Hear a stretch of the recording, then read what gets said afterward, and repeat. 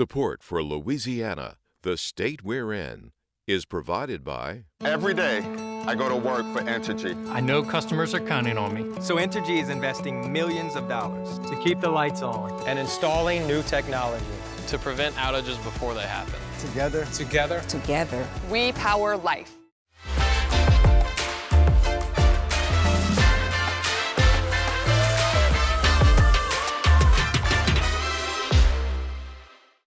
Additional support provided by the Fred B. and Ruth B. Ziegler Foundation and the Ziegler Art Museum located in Jennings City Hall. The museum focuses on emerging Louisiana artists and is an historical and cultural center for Southwest Louisiana. And the Foundation for Excellence in Louisiana Public Broadcasting, with support from viewers like you.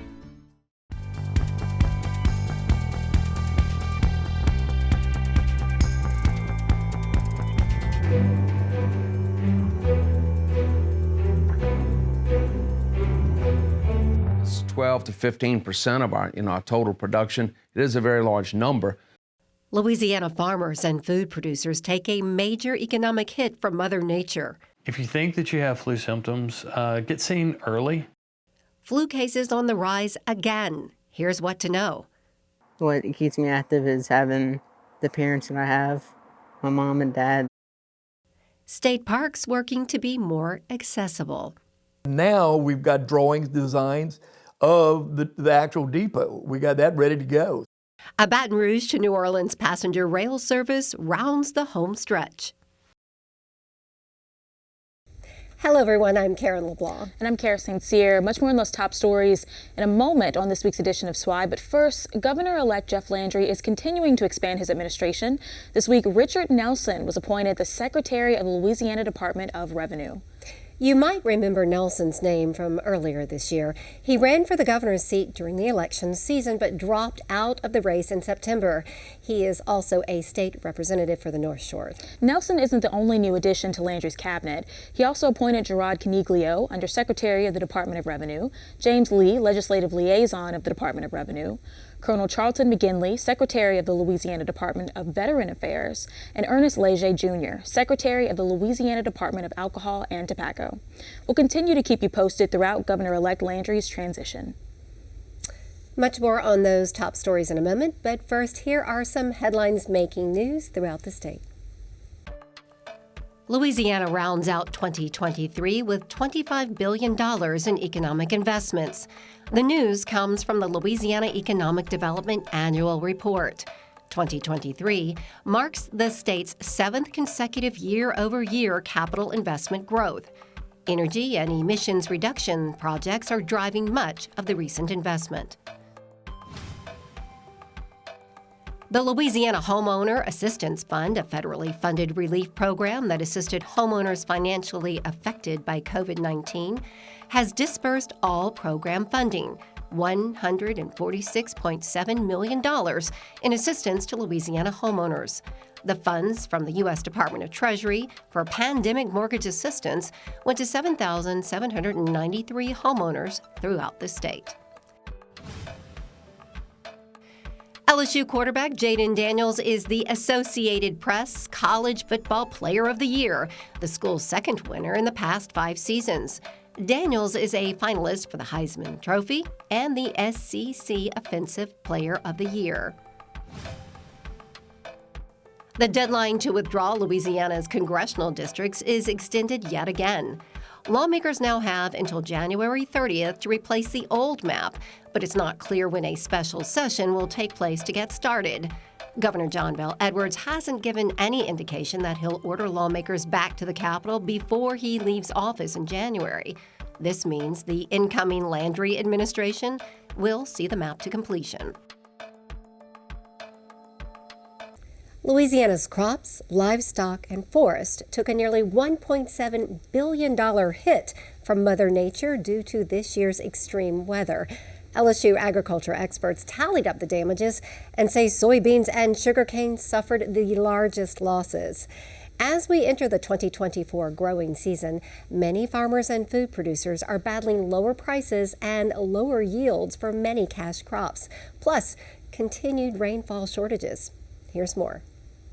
Louisiana farmers and producers are battling both production losses and increased cost after Mother Nature dealt a $1.69 billion blow to Louisiana's crops, livestock, and aquaculture. This is 12 to 15% of our total production. It is a very large number. Louisiana Agriculture Commissioner Mike Strain and LSU agriculture experts are surveying what's become the longest and most widespread devastation to crops, animals, and plants in recent history. This is by far in terms of total magnitude of the economic impact, this is by far the largest one related to just strictly drought or lack of rain. This lasted the duration of the growing and harvest season for many of our commodities.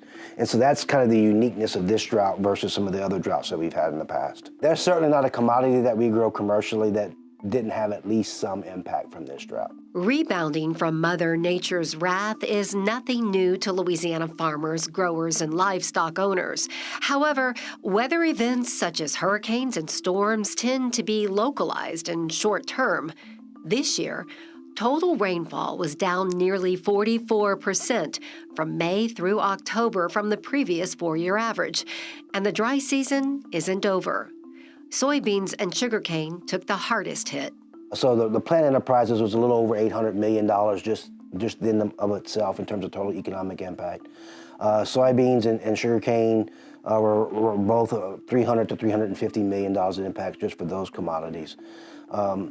Couple of reasons for that. One, just because in case of soybeans, is by far we had the most acres of soybeans than any other commodity in the state. Dry pastures created hay shortages, making it hard for cattle farmers to sustain their herds. Cattle farmers have had significant issues because they had to liquidate and then higher costs not only to feed their animals, but to get water. Water is an expensive commodity. Very little hay was made, probably 10% of what is normally made. And a number of farmers have had to replant their ryegrass and so that's short. We've been liquidating cattle herds, liquidating them, and that's happening, in many areas of the United States. So if you look at our livestock industry, liquidation, lower weaning weights and yield rates, loss of forage, that is an ongoing issue. Extreme weather is also stunting crawfish season, which began in December. So far, tallied losses. All that together was about $139 million. So the crawfish industry each year is somewhere between $300 to $400 million in terms of farm gate value. So it is a pretty significant impact in terms of losses and reductions in revenues and or increases in cost of production relative to the normal farm gate value for crawfish. We're very concerned about where the crawfish industry will be as we go into crawfish season. We know already there have been very low harvests there. We also know that a significant number of acres were not flooded. We couldn't flood them because there simply wasn't enough fresh water without pulling in salt water. And then again, with the drought and the other things, we'll probably have an earlier crawfish season, but it won't extend out as far. Louisiana's forests dealt with a double whammy of drought and wildfires, which took out thousands of acres of trees. We had significant timber damage from the wildfires. Most of that was, conservative estimates was 70% of the timber basically had no more value after the wildfires, it's as high as 90%. The second impact was much like row crops, trees grew a lot less this year than they normally. The third impact was landowners typically plant new seedlings to reforest harvested timberland in January or February of each year. Because of the drought, a lot of those seedlings have died. So when you add up all of those three things, I think we're looking at somewhere around $300 million impact for the forestry industry. As we head into the 2024 growing season, agriculture experts caution that Louisiana's record-breaking weather isn't over. The predictions are that we're not going to see a shift in the weather patterns really until February, a significant shift in the weather patterns. Agriculture Commissioner Mike Strain is working with the federal government to ask for aid for Louisiana's farmers, food producers, and foresters.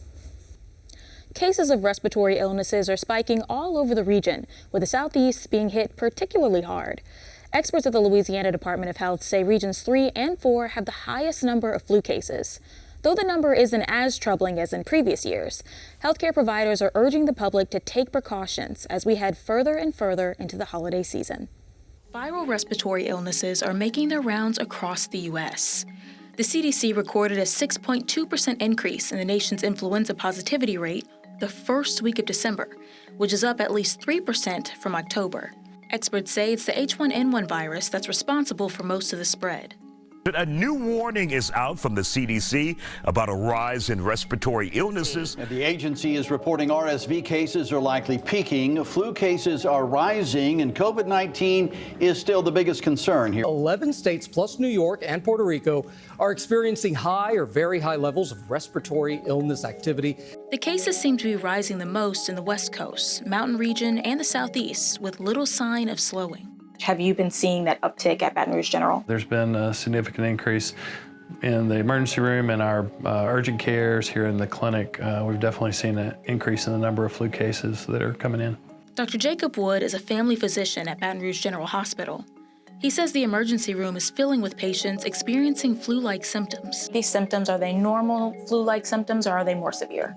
No, we've been seeing typical flu symptoms, body aches, cough, headache, moderate fever, general kind of weakness, malaise, that kind of stuff. It's been pretty typical. What about hospitalizations? Not a lot. We do have a couple of people in the hospital at Baton Rouge General right now with the flu, but it's not like it's overwhelming the hospital. Louisiana's caseload has been sporadically climbing since the fall.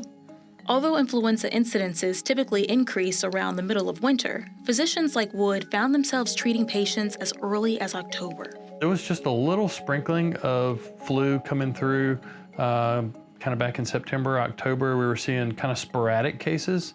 And, we don't really consider it a flu season when it's sporadic like that. It's more that kind of thing can happen through the year, really. But the real kind of flu season seems to have started up closer to Thanksgiving. In addition to the flu, Wood is also seeing an increase in COVID cases.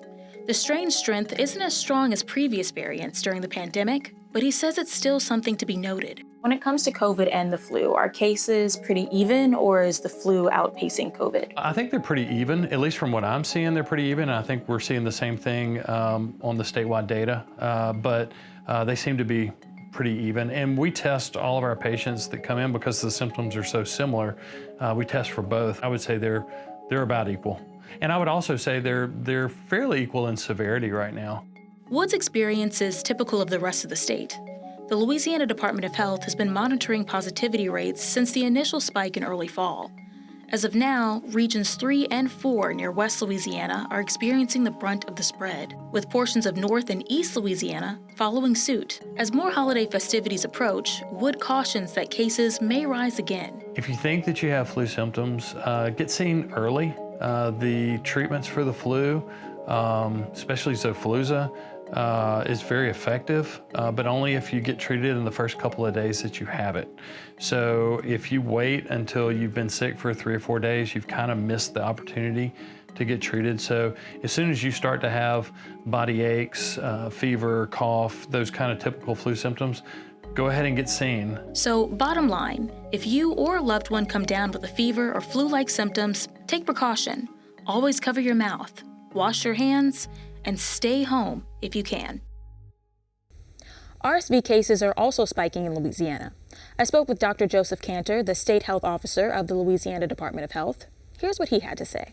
Can you tell me where in Louisiana we're seeing most of the cases for RSV? All over the state, really. So this is the peak of our respiratory virus season. And so we're dealing with COVID, we're dealing with RSV, and we're certainly dealing with the flu. I'll say our rates of the flu right now are about double national averages. We're in the tier with the highest amount of flu activity nationwide. It's us and South Carolina, and then all other 48 states below that. So a lot of respiratory viruses going around right now. Rates of flu and RSV in particular are exceedingly high throughout the state and in all regions of the state as well. So whenever you say it's high in all regions of the state, is there a number that you can give me? So for flu, they're a little bit higher in the New Orleans area and in the Baton Rouge area as well. But I'll tell you, because the rates are so high statewide and because we're in the very top tier of flu activity nationwide, again, our rates are about double what they are on average nationwide right now. Flu is spreading at a very high level in all regions of the state right now. Wow. So why do you think the cases are skyrocketing in Louisiana in particular? You know, on one hand, every flu season is different in RSV season. On the other hand, it's not uncommon for Louisiana to lead the nation in flu cases. We typically have very severe flu seasons here in Louisiana. This is shaping up to be a rather average flu season, but I'll tell you, on an average flu season, Louisiana loses somewhere between, on average, 500 to 1,000 people, mortalities, deaths to flu every year. And a lot of those are preventable through the flu vaccine, the seasonal flu vaccine. So this is not something that we should be taking for granted. Flu activity is exceedingly high right now, as is RSV activity. So can you tell me, what are the differences between flu symptoms and RSV symptoms? You know, most of the time, there might not be any differences. It can be very hard clinically, based on symptoms alone, to tell the difference. All respiratory viruses, flu, RSV, COVID, a number of other viruses too, they can look identical. Fever, shortness of breath, malaise, feeling just run down, feeling fluid. A lot of GI symptoms too, stomach upset, nausea, vomiting, diarrhea, all of those can be common. And to the person or the family, you oftentimes can't tell the difference, whether it's flu, RSV, COVID, or another respiratory virus. You typically have to test. And nowadays, a lot of hospitals are moving to swabs that can test for all of those respiratory viruses at the same time. Plans for a long-awaited passenger rail service between Baton Rouge and New Orleans is on the home stretch as Louisiana waits on $200 million in federal grant funding. The federal grant money will pay for infrastructure improvements along the route, which will run on existing freight train tracks. Louisiana and Amtrak officials have signed the deal to run an Amtrak passenger train with 7 stops, including the city of Gonzales, where plans are underway to build a rail station and raise the city's profile. Here's more.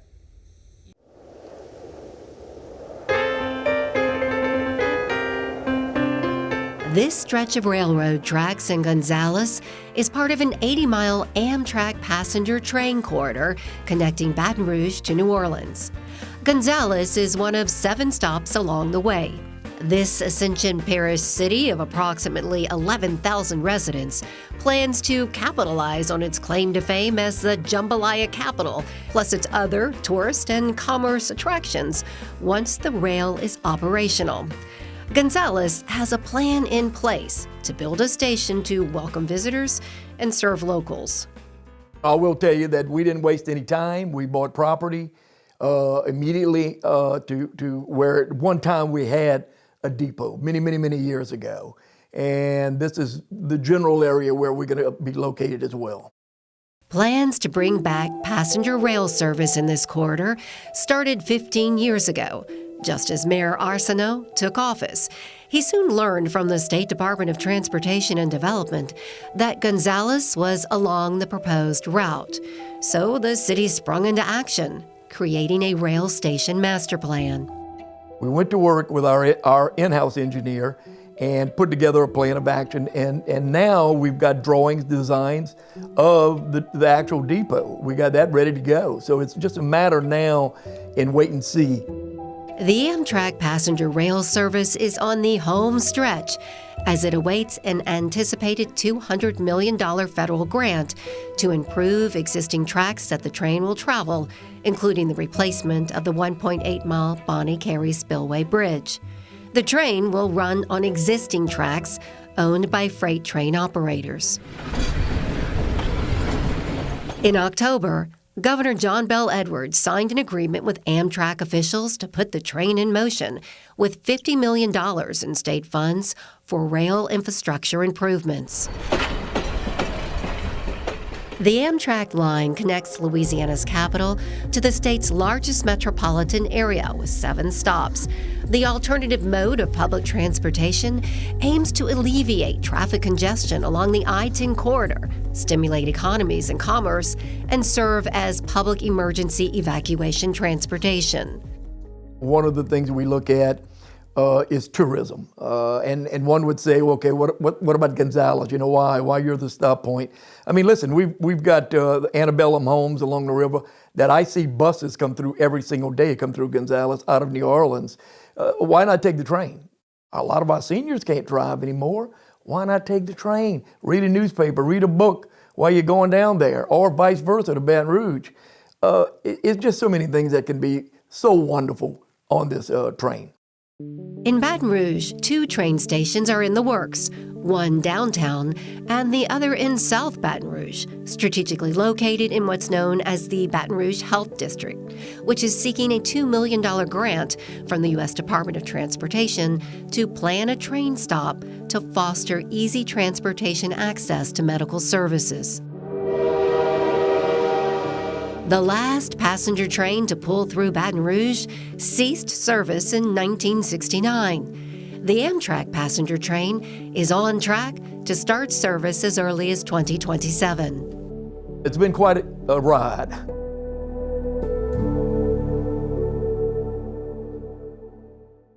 The new service will connect with the New Orleans to Mobile Gulf Coast Corridor service, projected to open in 2024. These routes will join the Sunset Limited, City of New Orleans, and Crescent lines in Amtrak's Louisiana route schedule.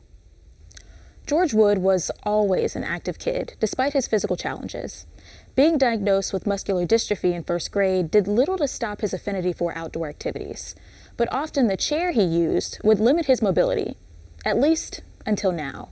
A program spearheaded by Lieutenant Governor Billy Nungesser is providing the Action Track Chair to 8 different Louisiana state parks, so other outdoorsmen like George can explore all Louisiana has to offer.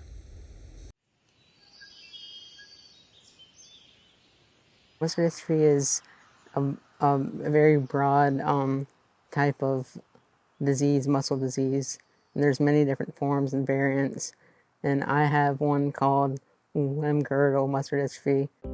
George Wood was formally diagnosed with limb-girdle muscular dystrophy when he was in 1st grade.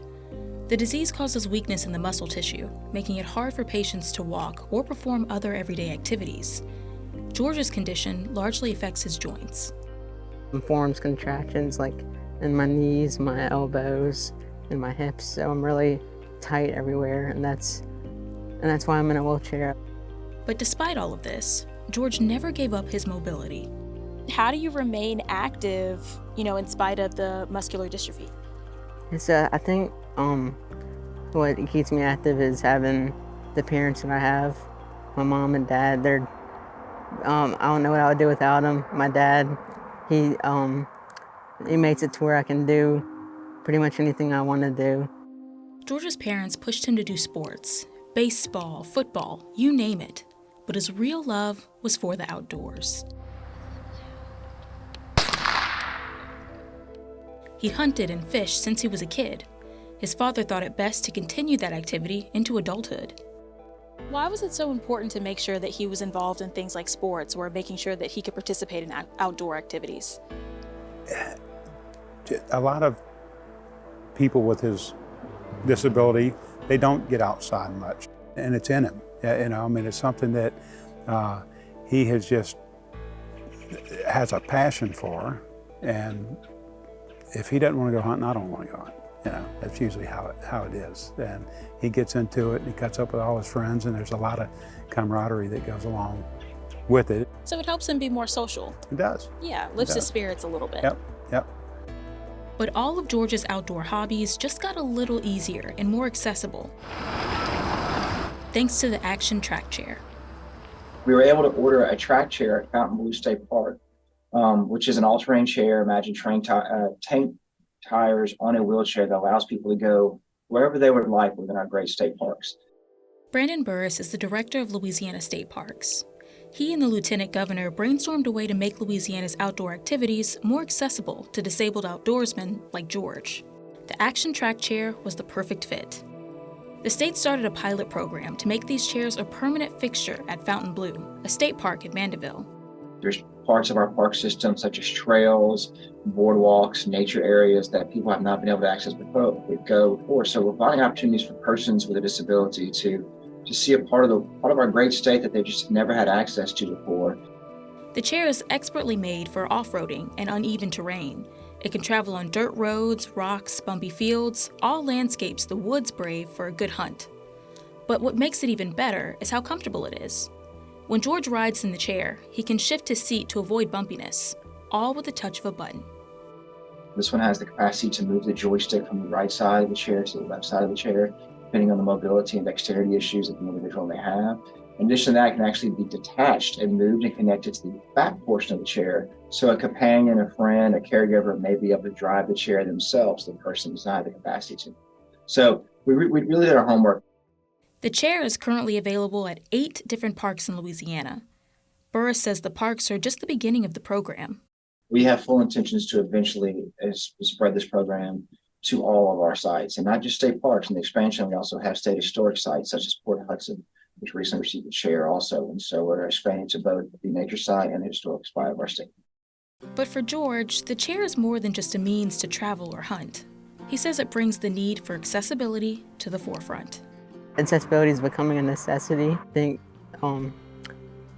people trying to look outside the box at outdoor activities like the park and stuff that weren't technically all the way accessible with windy roads and trails that you can't get to in a regular wheelchair. I think it's nice that they're looking at places like that and stuff that's available for the public to be able to use.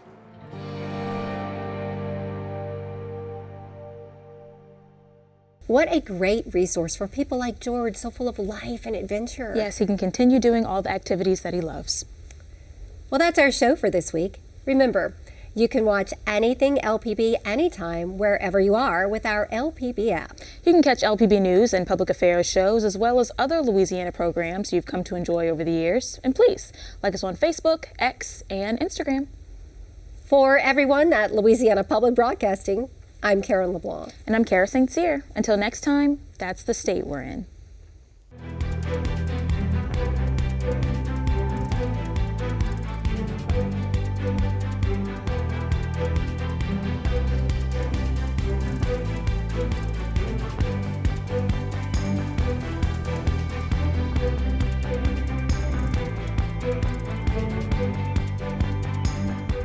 Every day, I go to work for Entergy. I know customers are counting on me. So Entergy is investing millions of dollars to keep the lights on and installing new technology to prevent outages before they happen. Together, we power life.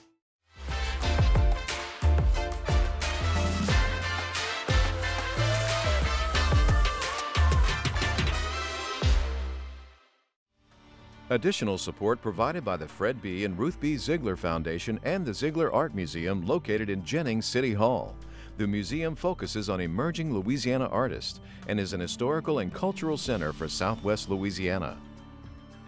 And the Foundation for Excellence in Louisiana Public Broadcasting, with support from viewers like you.